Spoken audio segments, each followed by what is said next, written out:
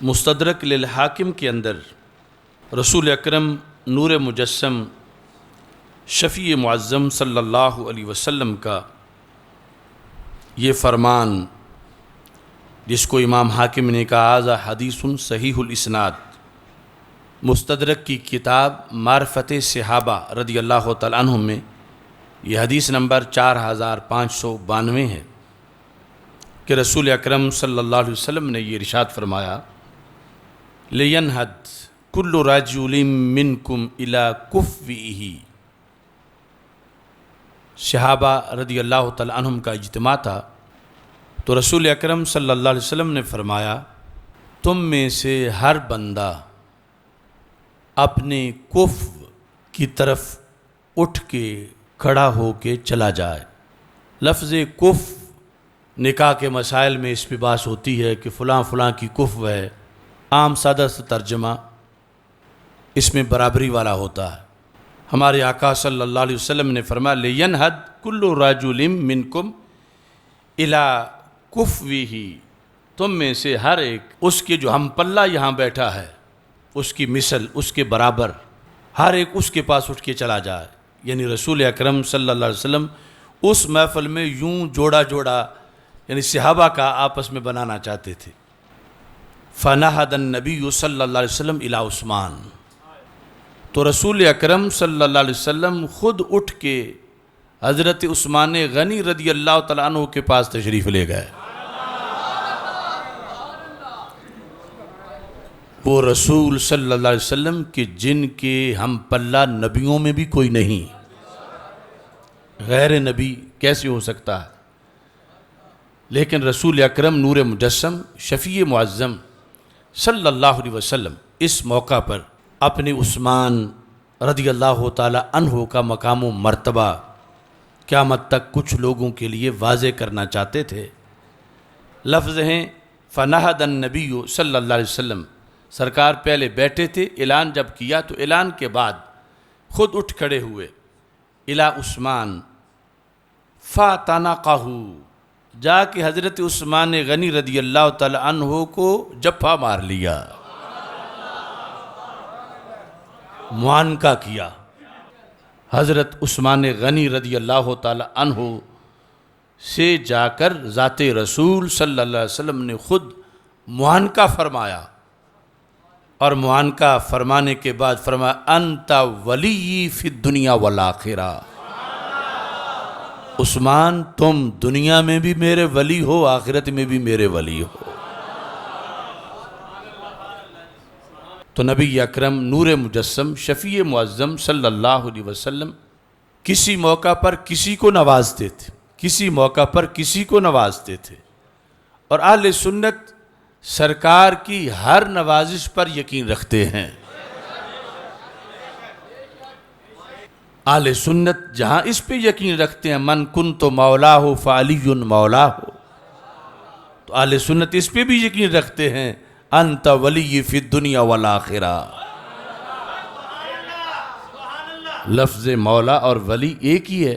تو جب ذات رسول صلی اللہ علیہ وسلم کے لحاظ سے سب کو ماننا ہے، تو پھر رسول اکرم نور مجسم شفیع معظم صلی اللہ علیہ وسلم نے جنہیں بھی نوازا، سرکار کے غلام کا کام ان سب کو سلام کرنا ہے اور سب کو ماننا ہے۔ جب عثمان غنی رضی اللہ تعالی عنہ دنیا میں سرکار کے ولی ہیں، دو ہی تو بڑے جہان ہیں، دنیا اور آخرت، تو دنیا میں حضرت عثمان غنی رضی اللہ تعالی عنہ کے بارے میں فیصلہ بھی زبان رسالت نے فرما دیا اور آخرت کا فیصلہ بھی فرما دیا، تو پیچھے اعتراض کی کون سی جگہ باقی رہے گی؟ یعنی یہ جو کالے کالے بھونکتے ہیں اور ان کے ساتھ وہ جو رافضی گدے ہیں، ہمارے کئی سادات جفیاں لگا کے بیٹھتے ہیں، ہمارے کئی علمی مراکز ان کو اپنے گھر بلا لیتے ہیں، اور ساتھ یہ بھی دعویٰ ہے کہ ہمارا صحابہ سے پیار ہے۔ جو کمینہ حضرت عثمان غنی رضی اللہ تعالی عنہ کو بیت المال کا مال لوٹنے والا کہے معاذ اللہ.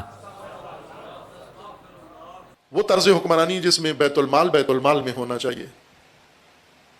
اگر لوگوں کے گھروں میں ہیں تو وہاں سے بھی اٹھا کے.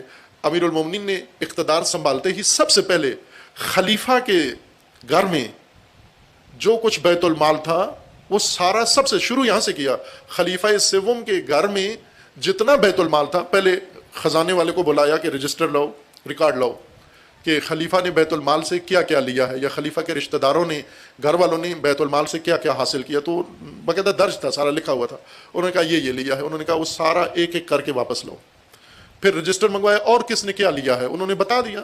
بڑے تفصیلی لسٹیں تھیں، فلاں نے یہ لیا، فلاں نے یہ لیا. وہ سب کچھ امیر المومنین نے اعلان کر دیا اپنے خطبے میں کہ یہ میں نے واپس لوٹانا ہے. جس عثمان غنی کے پیسے سے اسلام سارا پھیلا. مسجد نبوی شریف کو دیکھ لو، وہ میٹھے کنویں کو دیکھ لو، وہ جنگوں کی تیاریوں کو دیکھ لو. اتنا بڑا اعتراض کر کے پھر وہی کمینہ کہتا ہے ہم وحدت امت کے لیے سب کو ساتھ ملا رہے ہیں. اور ہمارے بے غیرت پیر کیسے میں ان کو کہوں، بے غیرت، جو اپنے مدارس میں بھی اس کو بلاتے ہیں، اپنے گھروں میں بلاتے ہیں، اور پھر اس کے پاس جا کے بیٹھتے ہیں اور اس کو وحدت امت کہتے ہیں. تو میں کہتا ہوں تم جن کی ہو انہی کے شمار ہو. تم سنیوں کی ترجمانی نہیں کر رہے، تم روافض ہو، ان کے پاس جا کے انہی کے ایک شمار ہو. کیوں غلط کارڈ استعمال کرتے ہو، دھوکہ دیتے ہو. آج 2 آنے کا بندہ ہو، اس کے داماد کو کوئی کچھ کہے، وہ کہتا ہے میری غیرت کا مسئلہ ہے. یہ کیسے مولوی اور کیسے پیر ہیں جو سرکار دو عالم صلی اللہ علیہ وسلم کو گنبد خضرا میں بھی تکلیف دے رہے ہیں. سرکار کے صحابہ کے گستاخوں کے پیچھے جو نمازیں پڑھتے ہیں، جنازے پڑھتے ہیں، خواہ کوئی شیخ الحدیث ہو، خواہ کوئی پیر ہو، اسے قیامت کے دن جواب دینا پڑے گا. سید عالم نور مجسم شفیع معظم صلی اللہ علیہ وسلم. اب اس کے اندر بھی جب سرکار اٹھ کے تشریف لے گئے، ہم وہ انداز نہیں اپنائیں گے جو روافض اور ان کی بی ٹیم اپناتی ہے. پھر بھی مقام و مرتبہ سرکار ہی کا بلند ہے. جب سیدہ پاک رضی اللہ تعالی عنہا کے لیے سرکار اٹھ کے کھڑے ہو جائیں تو اس کا یہ مطلب نہیں کہ سیدہ کا مرتبہ سرکار سے بھی اونچا ہے. اور یہاں کوئی کہے کہ چاہے سرکار خود چل کے گئے تو معاذ اللہ پھر عثمان بڑے ہوئے.